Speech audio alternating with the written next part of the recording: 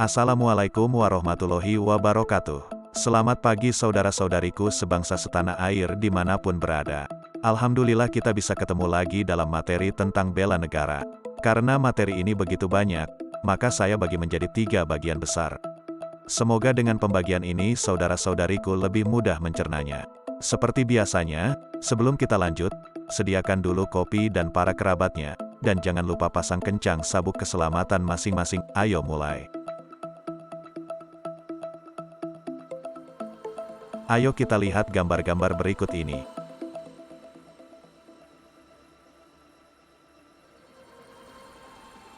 Para resimen mahasiswa berbaret coklat sedang berbaris, dipimpin oleh mahasiswa berbaju hijau, berbaret ungu muda, gagah nian, layaknya seperti tentara saja. Gambar yang ini, terlihat sekelompok orang berbaris, berseragam lapangan doreng abu-abu dan biru, sebagian gemuk, sebagian kurusan. Nampaknya mereka bergoyang-goyang asyik dalam barisan. Gambar berikut ini lebih seru lagi. Sekelompok orang muda laki perempuan berbaju hijau, pakai ikat kepala putih ala jihad, bawak bedil dan perisai. Tampaknya mereka sedang memperagakan sesuatu secara kelompok. Hati-hati jangan dekat-dekat, nanti ketembak. Bila kita perhatikan ketiga gambar tadi, ada kesamaan yang kentara sekali, yaitu ada ketentara-tentaraannya. Terus buat apa mereka tampil seperti itu? Mungkinkah ada hubungannya dengan menjadi tentara, atau semacamnya? Mungkinkah ada hubungannya dengan bela negara? Bisa jadi demikian loh kan? Kalau memang ada hubungannya dengan bela negara, ayo kita kupas sedikit kata bela negara ini. Bela, bisa kita uraikan sebagai predikat atau suatu kegiatan. Kegiatan menjaga, memelihara, merawat, tentunya orang yang membela berada pada pihak yang dibela, kemudian dibela dari sesuatu yang merugikan. Negara, diuraikan sebagai suatu objek dari kegiatan bela tadi, bisa juga sebagai organisasi legal formal dari suatu pemerintahan bangsa berdaulat.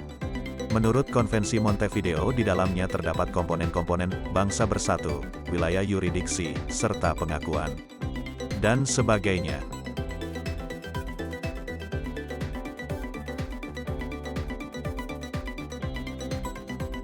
Dari uraian kata bela negara tadi, kelihatan sekali bahwa bela negara sebagai suatu konsep tidaklah ringkas dan sederhana.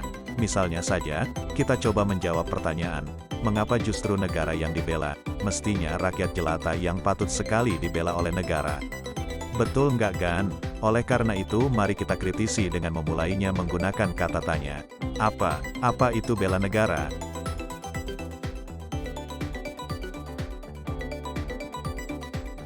Kemudian, mengapa negara perlu dibela? Jangan-jangan negara kita memang lemah lunglai, kurang gizi ya, dibela dari apa, dan sebagainya.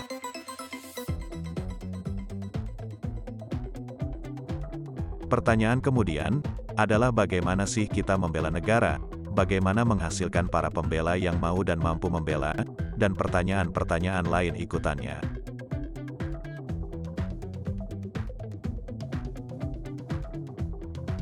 Coba kita dalami dari pertanyaan apa dahulu.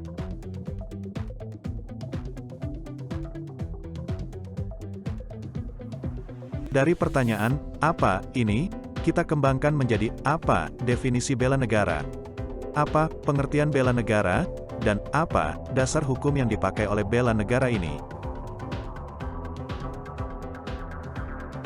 Untuk menjawab apa definisi bela negara itu, mari kita perhatikan rame-rame berikut ini.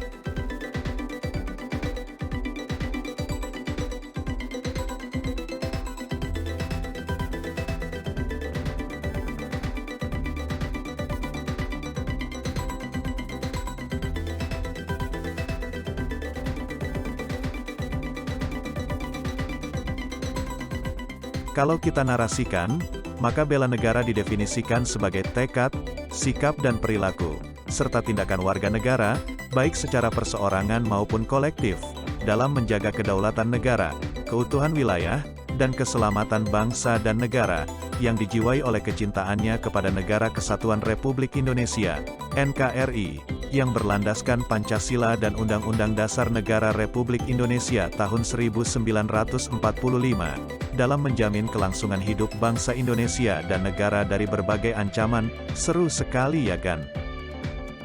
Kemudian pengertiannya, apa? Pengertiannya dinyatakan sebagai doktrin yang disusun oleh para pemimpin negara tentang patriotisme setiap warga negaranya, secara individu maupun kelompok, untuk mempertahankan eksistensi negara. Keren ya kan?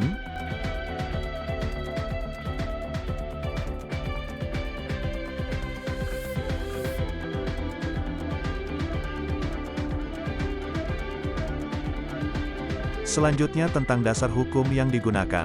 Sebenarnya dasar hukumnya secara khusus tidak ada atau belum diadakan.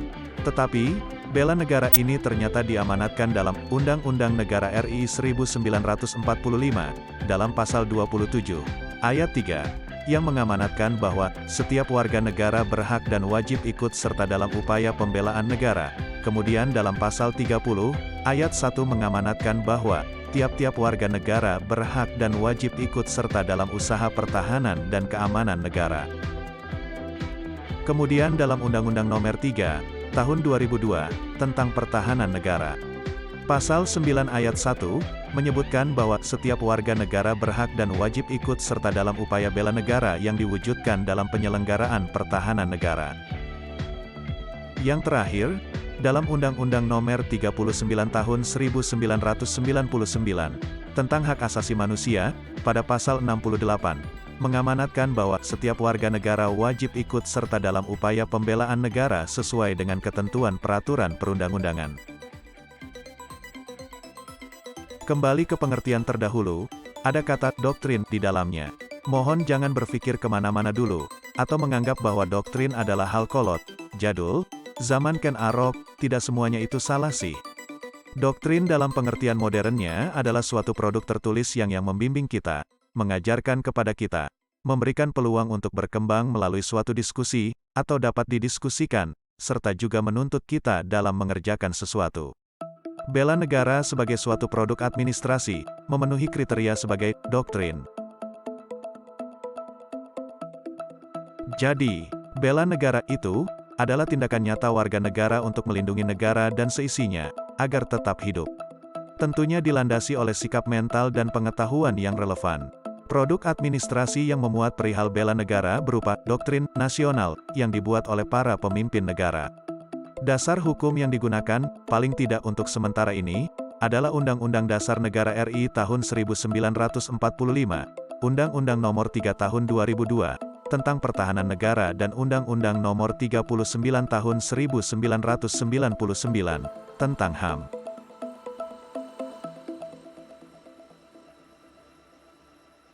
Demikianlah materi awal bela negara yang bisa saya bagikan kepada saudara-saudariku sekalian.